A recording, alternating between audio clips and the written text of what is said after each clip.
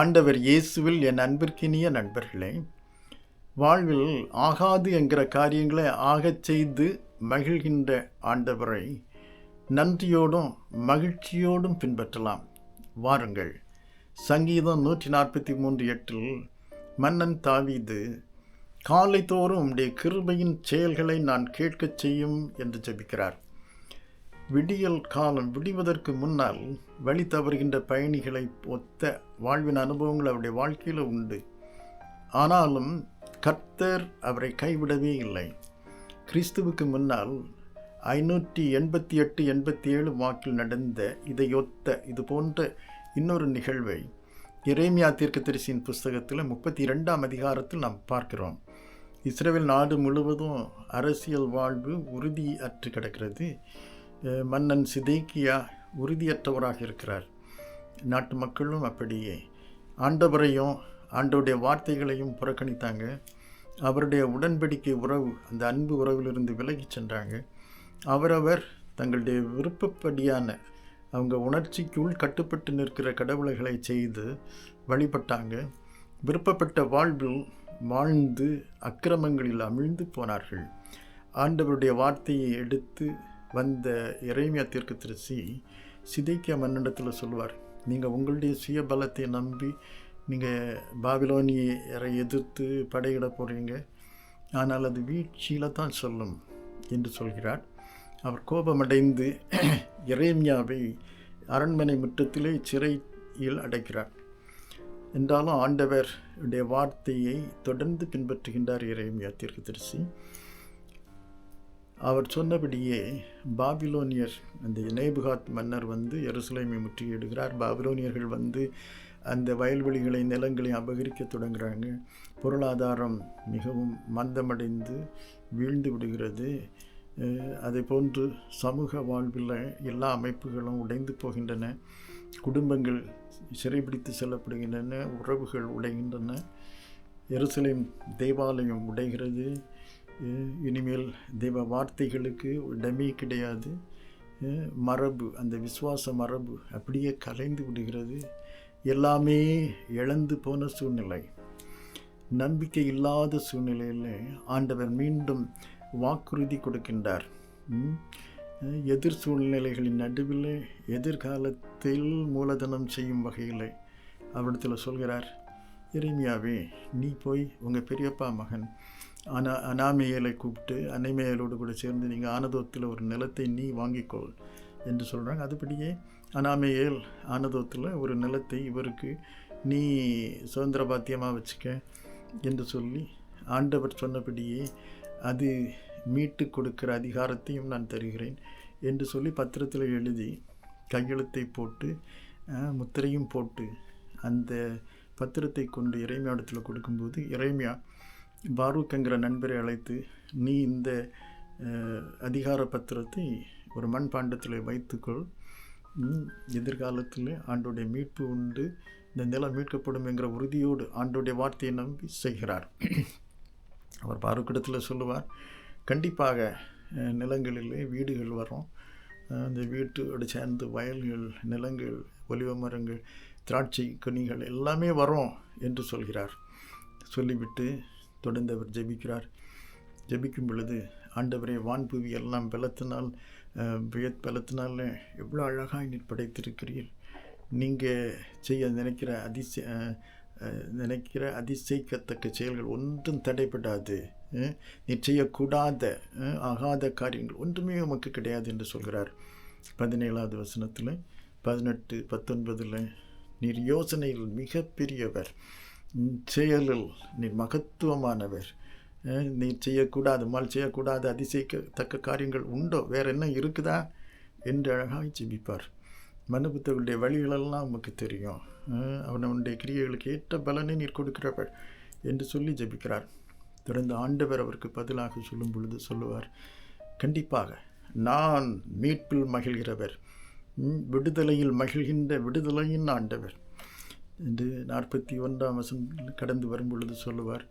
27ஆவது வசனத்திலேயே அவர் சொல்லுவார், மாமிசமான யாவருக்கும் நான் கர்த்தர், நான் விடுதலையில் மகிழ்கின்ற ஆண்டவர். அதே வார்த்தை மாமிசமானது கிருபையினாலே விடுதலையின் ஆண்டவர் இயேசு சுவாமியாக கிருபையினாலும் உண்மையினாலும் நிறைந்தவராய் நம்முடைய வாசம் செய்தார். அவர் சமூகத்தில் அந்த தேசத்தில் அளவில் அந்த ஆகாத காரியங்களை ஆகச் செய்கிறது மட்டுமல்ல, பாபிலோனியர்களை மீண்டும் கொண்டு வந்து, பாபிலோனில் சிறையிருப்பில் சென்ற இஸ்ரவேலர்களை திருப்பியும் கொண்டு வந்து அந்த அவங்களை மீட்டு விடுதலை கொண்டு வந்தார் அவருடைய வாக்கிற்கு. அது மட்டுமல்ல, அவர் குடும்பங்களிலும் அதை செய்கிறார் என்கிறதை யோவான் சுவிசேஷத்தில் 11ஆம் அதிகாரத்தில் குறிப்பிடுகிறார். வார்த்தை மாம்சமாகி அவர் நம்மிடையில் வாசம் செய்கிறவர். அவர் பெத்தானியாவில் ஒரு குடும்பத்தில், அந்த குடும்பத்தின் உறுப்பினர்கள் மார்த்தாள், மரியாள், லாசருவோடு அன்பாக இருக்கிறார். மார்த்தாள், மரியாள் அடிக்கடி அவங்களுக்கு உபசரிக்கிறாங்க இயேசு சாமியை. அதே மாதிரி இயேசு சாமி பாதத்தில் வந்து லூக்காப்பத்தில் மார்த்தாள் அவருடைய பாதத்தில் வந்து வாழ்விலிருந்து எடுபடாத நல்ல பங்காக ஆண்டோடைய வார்த்தையை கவனிக்கிறதில் எடுத்துக்கொள்கிற ஆசை காட்டுறாங்க. அப்படிப்பட்ட குடும்பம். மரியாளுக்கு ஆண்டவர் அவளை பிடித்திருந்த அந்த பிசாசின் பிடியிலிருந்து விடுவித்ததுனால பரிமள தைலத்தை அவருடைய பாதத்தில் ஊற்றி தலைமயிரினாலே துடைத்த அந்த அளவிற்கு அன்பு, அவருடைய மன்னிப்பை உணர்கிற சேர்ந்து வாழ்ந்த குடும்பத்தில் திடீரென்று அந்த லாசர் சகோதரன் நோய்வாய்ப்படுகிறான். செய்தியை இயேசுக்கு அறிவிக்கிறாங்க. இயேசு சாமியோ இது ஆண்டவர் பிதாவும் குமாரனும் மகிமைப்படும்படியாகத்தான் இது வந்திருக்கிறது என்று சொல்லி 2 நாள் கூட தங்கிவிட்டு அடுத்தது கூடால நிற்கிற எல்லா நண்பர்களையும் அழைத்து நாம் லாசருவை பார்க்க போவோம் என்று சொல்லி வராங்க. அங்கே சொல்கிறாங்க, அங்கே யூதர்கள் உண்மை கல்லறிவாங்க, எதிர் சூழ்நிலைகளும் எனக்கு கீழ்ப்படியும், அதன் மேல் எனக்கு அதிகாரம் உண்டுங்கிற முறையில் ஆண்டவர் சொன்னால் போவோம், வாருங்கள். பகலில் நம்ம வெளிச்சத்தை பார்த்து நடந்தால் ஏன் இடரலாகணும்? உலகின் ஒளியாக நான் இருக்கிறேனேங்கிறதை சுட்டி காட்டுகிறார். வாருங்கள் செல்வோம் என்று. அப்போது தோமா சொல்வார், அவரோடு கூட மரிக்கிறது வேணாலும் போகலாம், அத்தனை தூரம் அவர் உண்மை உள்ளவர் என்கிறதை உணர்த்தி காட்டு. எல்லோரும் போகிறாங்க. போகும்போது மார்த்தாள் ஓடி வர்றாங்க. ஆண்டவரை நீங்கள் இருந்திருப்பீங்கன்னா, இங்கே இருந்திருப்பீங்கன்னா இந்த சாவு நடந்திருக்காது என்று சொல்கிறார். ஆண்டவர் சொல்கிறார், ஆண்டவர் மரணத்தின் மேல் ஜெயம் உடையவர் பெறுகிறவர் என்கிறதை நம்ப முடியுமாங்கிற கேட்டு, நீ வந்து அதை விசுவாசிக்கிறியா? அவ்வளோ விசுவாசம் வைத்தால் நீ தேவனுடைய மகிமையை காண முடியுங்கிற நம்புறியா என்று கேட்குறார். கண்டிப்பாக மார்த்தாள் சொல்கிறார், அவர் உயிர்த்தெழுந்துவார். அது உயிர்த்தெழுதல் நாளில் எழும்புவார், என்னுடைய சகோதரன் எழும்புவார். இல்லை, இயேசு சாமி சொன்னார், என்னிடத்தில் விசுவாசமாக இருக்கிறவன் மரித்தாலும் பிழைப்பான், மரிக்கவும் மாட்டான் என்று சொல்கிறார். மரணங்கிறது வர வெளியிலேயே நண்பரிடத்தில் ஆண்டவர் சொன்னார், லாசரு நித்திரையாக இருக்கிறான், நான் அவனை எழுப்ப போகிறேன். மரணம் ஒரு இளைப்பாறுதல், ஆனால் மரணத்தின் கடைசி அப்படி முடிகிறதில்லை. நான் உயிர்த்தெழுதலும் ஜீவனுமாக இருக்கிறேன் என்று சொன்னார். அவ்வளோதான். மார்த்தாள் ஓடி போன மரியாளை, வீட்டிலிருந்து அழுதுகிட்டு இருந்த மரியாளை திருப்பி கூட்டிட்டு வரேன்.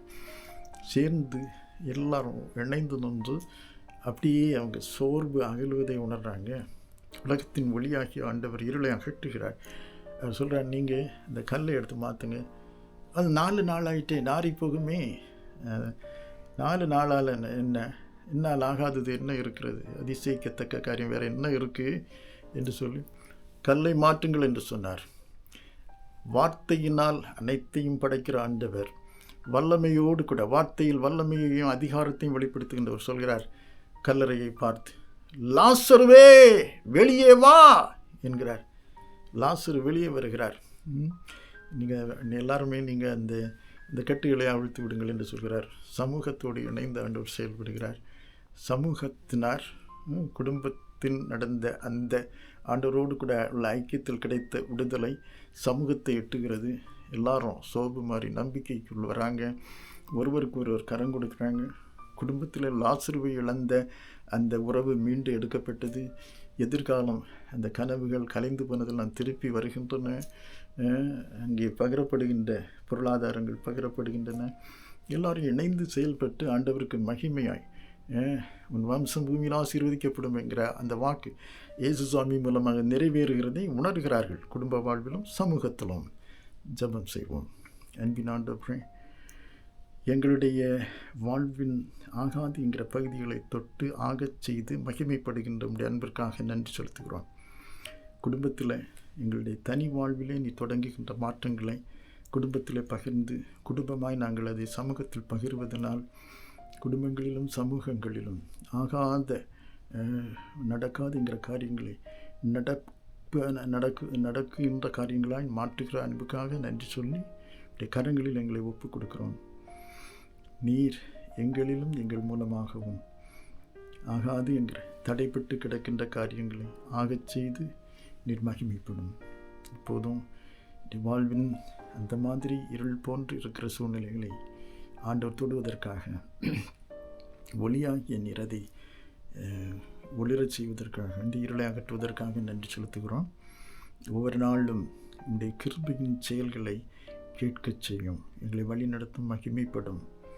இயேசு மீட்பர் வழியாக தாழ்மையோடு எங்களை மாற்றுகின்ற வாழ்வை பரிபூர்ணப்படுத்துகின்ற நல்ல நாமத்தில் தாழ்மையாய் தந்து ஜெபிக்கிறோம். ஜெபத்தை கேளு நல்ல பிதாவே. ஆமேன், ஆமேன்.